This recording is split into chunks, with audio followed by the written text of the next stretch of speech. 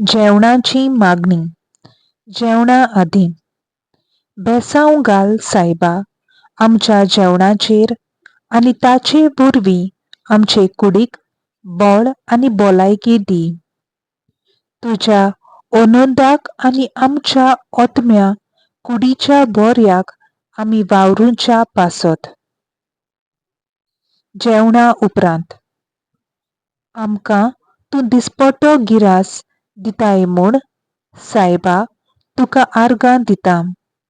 आनी रिती भायर जेवून आनी पियेवून सायबा तुजेर चूक आदारूंक आमकां निर्मू नाका. आमेन.